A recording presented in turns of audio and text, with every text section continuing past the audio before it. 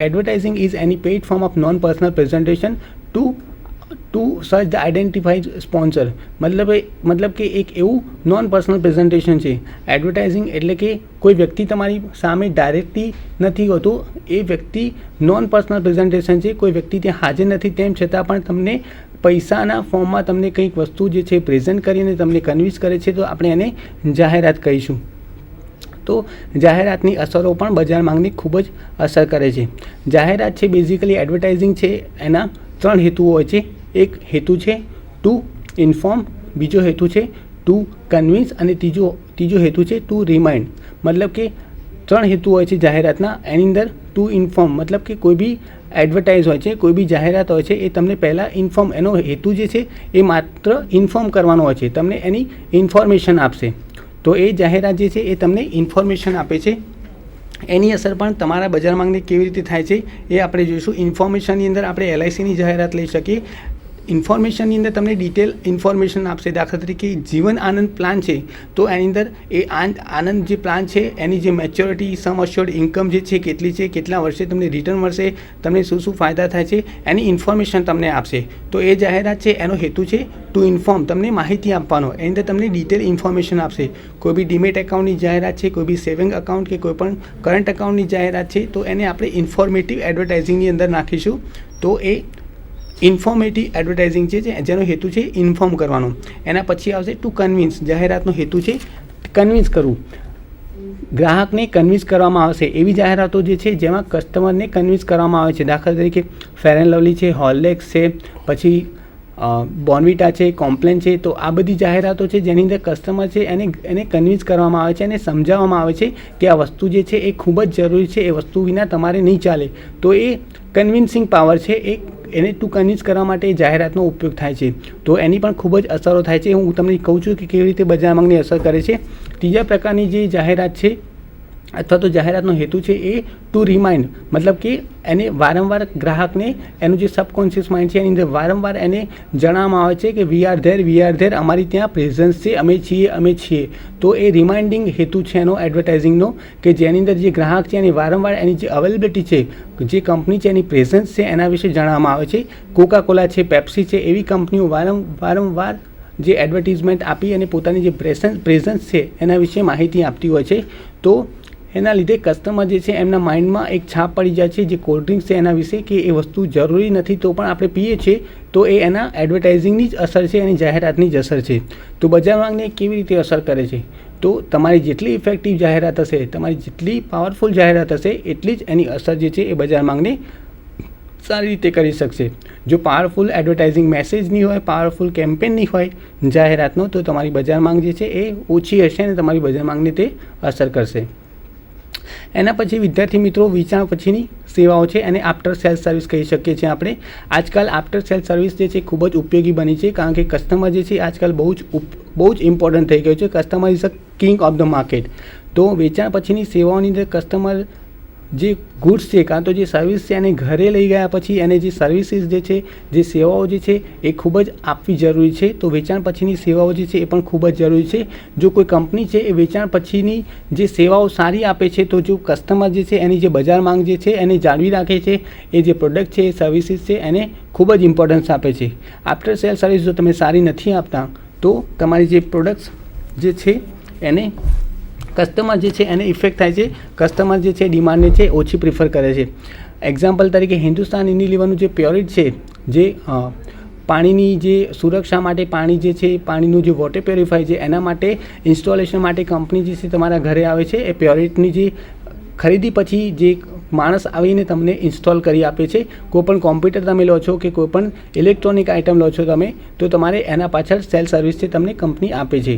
તો એ after cell service છે, મતલબ કે તમે ઓર્ડર આપ્યા પછી તમને કેવી સર્વિસ મળે છે. જો સારી સર્વિસ મળે છે તો તમે તે બજાર માંગને જાળવી રાખશો, અને જો સારી સર્વિસ નહીં મળે તો તમે તે પ્રોડક્ટને છોડી દેશો. ડોમિનો પિઝાની વાત કરું તો ડોમિનો પિઝા જે છે એ તમે 30 મિનિટની અંદર તમે ઓર્ડર આપ્યા પછી 30 મિનિટની અંદર કોઈ પર્ટિક્યુલર એરિયામાં હો તો તમારા ઘરે એ 30 મિનિટની અંદર આવી જાય છે. જો 30 મિનિટની અંદર નહીં આવે તો તમને ડોમિનો પિઝા જે છે એ ફ્રી આપશે, પિઝા જે છે તમને ફ્રી આપશે. તો એ એની સર્વિસ છે કે એટલી ક્વિક અને એટલી ઝડપી સર્વિસ છે, તમારા ઘરે હોમ ડિલિવરી એ કરી આપશે. તો ઓર્ડર આપ્યા પછી તમને કેવી સારી કેવી ઝડપી જે સેવા તમને આપે છે કંપની, એનો આધાર જે છે તમારી બજાર માંગ જે છે એના ઉપર રહેશે. બજાર માંગને તે ખૂબ જ સારી રીતે અસર કરશે. સારી વેચાણ પછીની સેવાઓ હશે તો તમે એની સારી રીતે તમે એને માંગ કરશો, અને જો માંગ જે છે તમારી જે આફ્ટર સેલ સર્વિસ સારી નહીં હોય તો પછી બજાર માંગ જે છે એ તમે ઓછી કરશો. એના પછી વિદ્યાર્થી મિત્રો શાખની સુવિધા છે, મતલબ કે ક્રેડિટ ફેસિલિટી.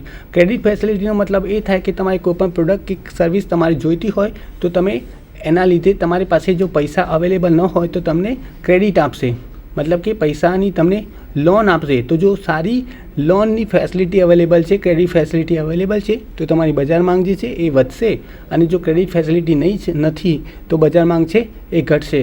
આજે તમારી કાર લેવી હોય તો કાર લોન અવેલેબલ છે, તમારે હોમ લેવો હોય, ઘર લેવું હોય તો હોમ લોન અવેલેબલ છે, એજ્યુકેશનલ લોન અવેલેબલ છે. તો એ શાખની સુવિધા છે જેના લીધે તમારી જે પ્રોડક્ટ છે એની બજાર જે છે માંગ એ વધે છે.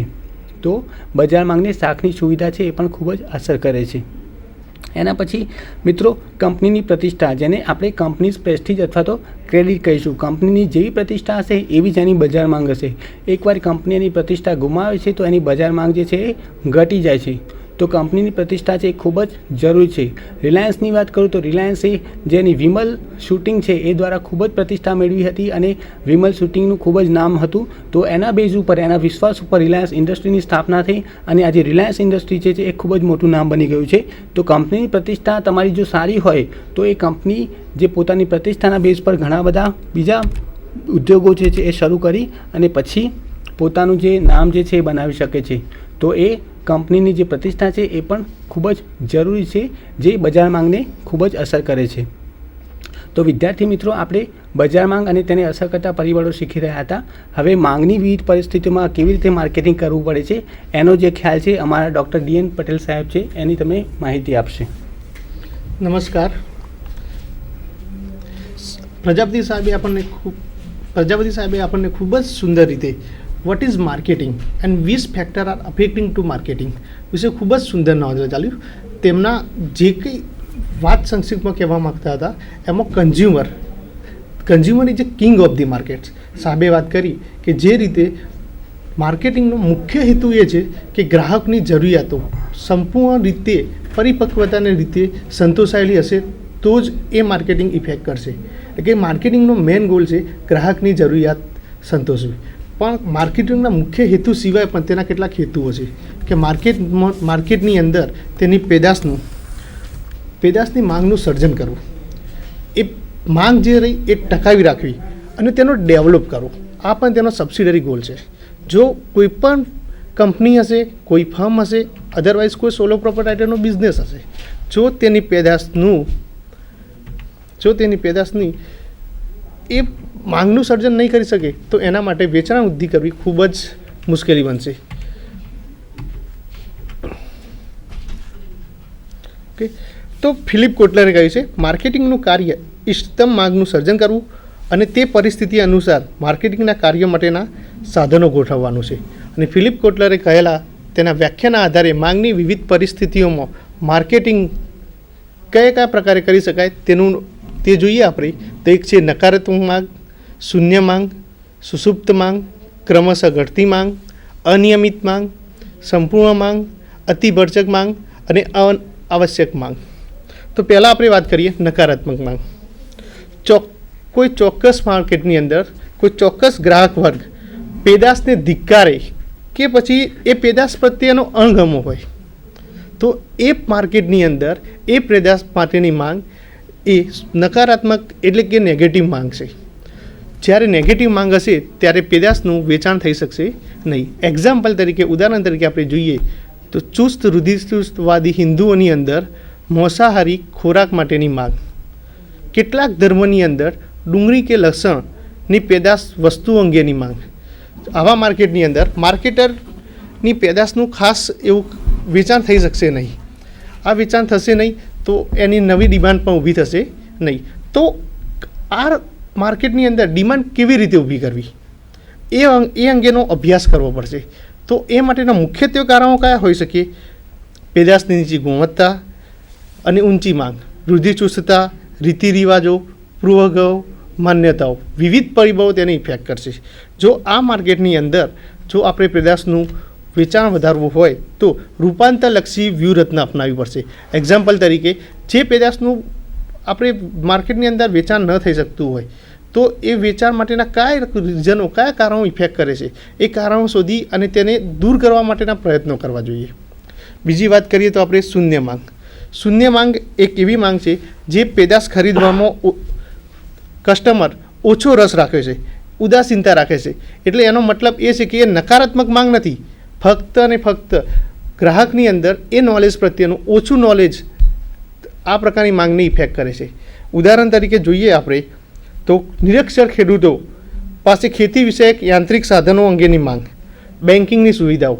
બેન્કિંગની સુવિધાની અંદર વાત કરીએ તો એક સિમ્પલ ઉદાહરણ છે કે જ્યારે પુરાતન યુગમાં કે પાછલા યુગમાં જે લોકો જોડે ટેકનોલોજીનું પૂરતું જ્ઞાન નથી એ વ્યક્તિઓ કે એ બિઝનેસમેન પોતાની કોઈ પણ ટ્રાન્ઝેક્શન કરવા હોય કે પૈસાની લેવડ દેવડ કરવી હોય તો સ્પેશિયલી એમને બેંકમાં પોતાનો માણસ કે પોતાને જવું પડે છે. જો એમને ટેકનોલોજીનું નોલેજ હશે તો એ દરેક વસ્તુ તે ઓનલાઈન બેન્કિંગ દ્વારા કે એમ બેન્કિંગ દ્વારા ત્યાંથી પણ કરી શકે છે. એટલે કે આવી પરિસ્થિતિમાં માર્કેટરે કે બેન્કિંગ સર્વિસની વાત કરીએ તો બેંકોએ આ દરેક નવી વસ્તુઓનું નોલેજ કે એકનું જ્ઞાન કસ્ટમર સુધી પહોંચાડવું પડશે. જો કસ્ટમર સુધી તે વાત પહોંચાડવામાં સક્ષમ રહેશે તો એમને શ્યોરલી 100% એમની માર્કેટનું ડિમાન્ડ થશે.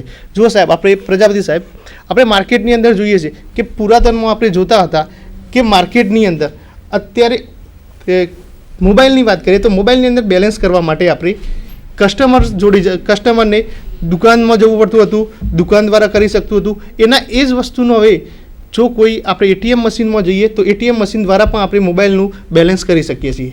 પહેલાં જોઈ શકીએ તો કેબલ ચેનલ દ્વારા જ આપણા ઘરમાં ટીવીમાં પ્રસારણ જોઈ શકતા હતા અને એના સ્પેશિયલી પૈસા આપવા માટે એ ચેનલ જે હતું એના ઘરે જવું પડતું હતું.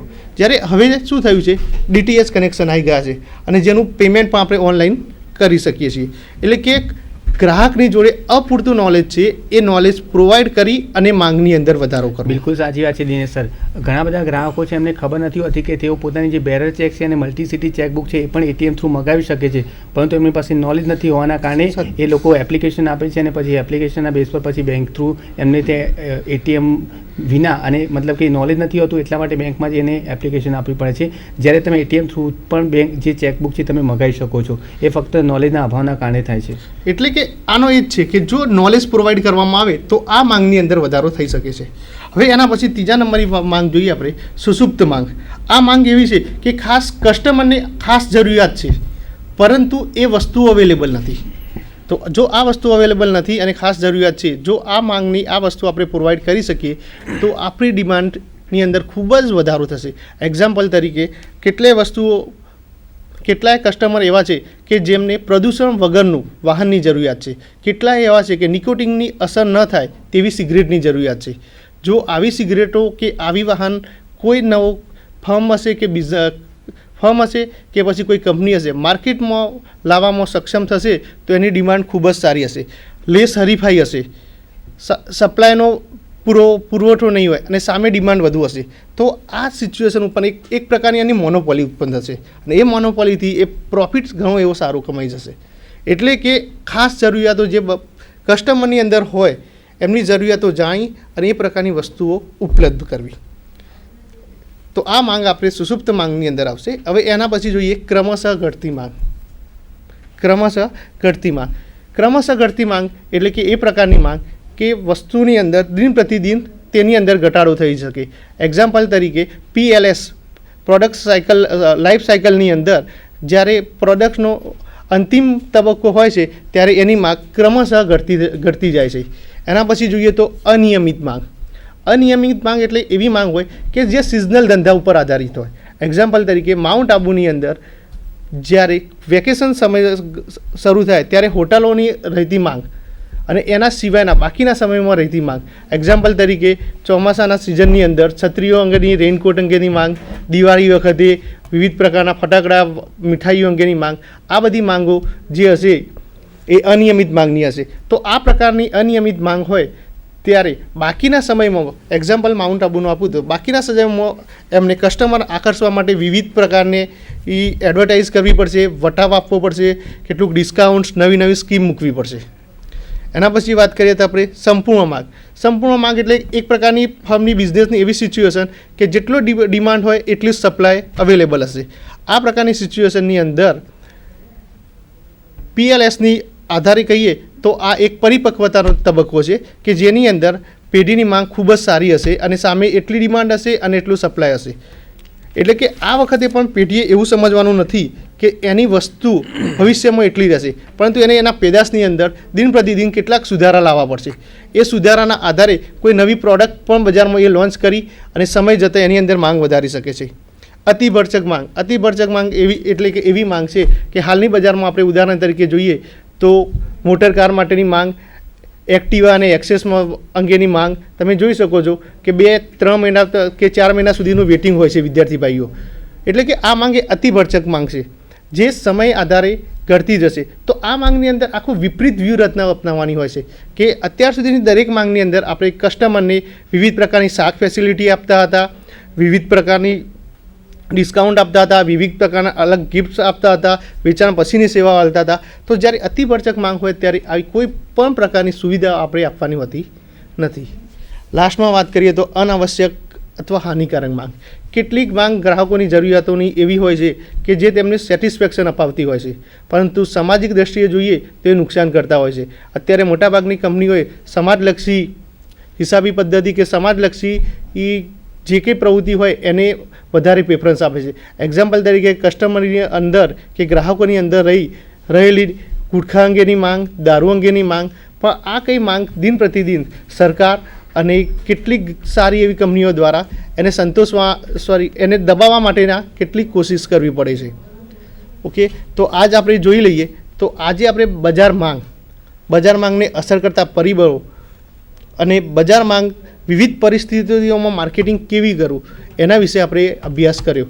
જો વિદ્યાર્થી મિત્રો તમને કોઈ પણ પ્રશ્ન હોય તો તમે અમને પૂછી શકો છો. ખૂબ ખૂબ આભાર દિનેશ સર, ડૉક્ટર દિનેશભાઈ પટેલ. ખૂબ ખૂબ આભાર વિદ્યાર્થી મિત્રો, પટેલ સર. આશા રાખું છું કે તમે આજે અમે તમને જે કંઈ પણ શીખ્યું એની અંદર ડિમાન્ડ ફોરકાસ્ટિંગ, ડિમાન્ડને અસર કરતા પરિબળો અને માર્કેટિંગની અલગ અલગ પરિસ્થિતિમાં માર્કેટિંગની ડિમાન્ડ કેવી હોય છે એના વિશે તમને સંપૂર્ણ ખ્યાલ આવી ગયો હશે. નમસ્તે, આભાર.